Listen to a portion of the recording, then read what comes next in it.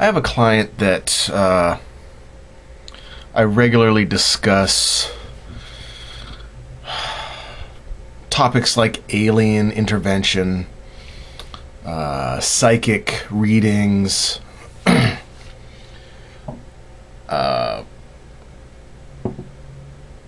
intelligences in other dimensions, kind of far out, squishy pseudoscience. As I've, in my head, always thought, squishy pseudoscience bullshit. Fun to talk about. Fun to make, I guess, Twilight Zone episodes on. But really, when it comes to reality, I've always thought it was total bullshit. No evidence to support any of it. There's been people that have experiences that have alien abductions and claim to see auras and have information that wouldn't be available to just the common person. Reverse or life regression, past life regression therapy, things like that. Total bullshit. And the other night I was talking to him. I had read an article on protein folding. Seems a little disjointed, but it turns out that proteins use a quantum law to fold. There's an article, and I'll attempt to post the link in it, in the bottom bar. Physicists discover quantum law of protein folding. And the gist of it is that proteins fold more quickly and with less heat than it should have been possible. And what they found is that the proteins use quantum leaping to shape themselves. The issue is normally when something is folded into a position on the large scale, say you take a piece of metal and you fold it into position, it has to go from here to here to here to here to here. It has to hit all the shapes along the way until you get it folded the way you want it. In the quantum universe, there's quantum states or quantum positions, and shapes or states can leap from one quantum position to the other without having to go through the linear motion of changing the shape.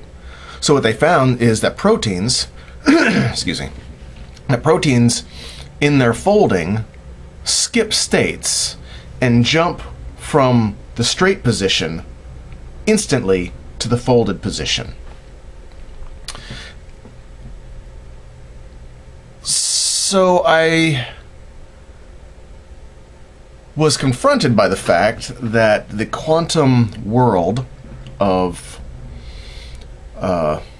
almost magic, I suppose you could say, something we don't quite understand how or why, where something can be one shape and then instantly become another shape without hitting the shapes in between as we see it. And it took us onto another conversation about after death experiences and life after death, and whether the soul or human consciousness actually resides in the brain, and if it could reside outside the brain. Now, I'm not leaping to anything crazy. I still believe once you're dead, you're dead. But what it got me actually thinking about is, does consciousness really fully reside in the brain? And I'm having to admit that I no longer think it does. And my thinking here is that in quantum mechanics, quantum is mostly about fields. A lot of other stuff, but mostly it's about the fields that the quantum theory affects, like a magnetic field. We generate quantum fields around us all the time, just as we generate a gravity field, an electromagnetic field, other fields. And our brains are generating quite a bit of these, and apparently we're now seeing measurements and evidence of how the quantum fields are affecting our proteins, and proteins in general. But I don't see now why there should be any reason why our consciousness, our awareness, really has to be contained within our heads.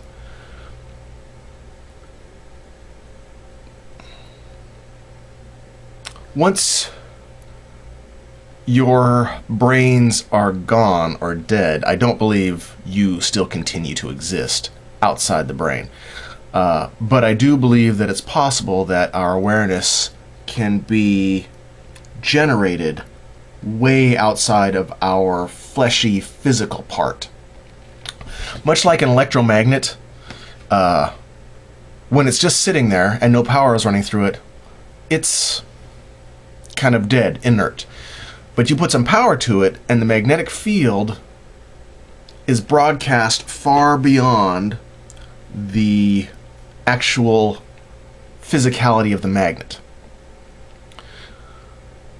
So it got me thinking, when people have out-of-body experiences after they've died, or when they think they're dead and they're not actually not, which happens quite often, I'm now slightly less skeptical of people experiencing things that are outside their body, because it's becoming less restrictive in my head about how we experience the world.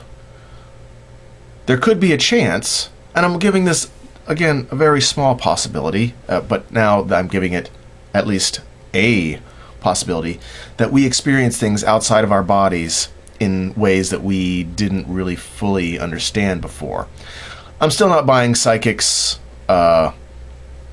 doing past life regression or seeing auras with their eyes, because our eyes just can't see them. We don't have the apparatus. But I'm not discounting the experience of imagining or the feeling of auras. Kind of like when you walk into a room and you know something bad has happened, or you know there's bad feelings, you kind of just feel it. There could be, of course, subliminal or subtle cues from everyone around you, but you also may be experiencing their quantum field as a whole. That sounds like some squishy bullshit. I'm still coming to terms or trying to develop an idea of how I feel about quantum fields and consciousness outside the brain or outside the physical body. And I thought I'd just make a quick video and share my dilemma about the new findings of the quantum fields affecting proteins on such a basic level. And I am totally open and would love some opinions, as long as they're not God did it. None of those.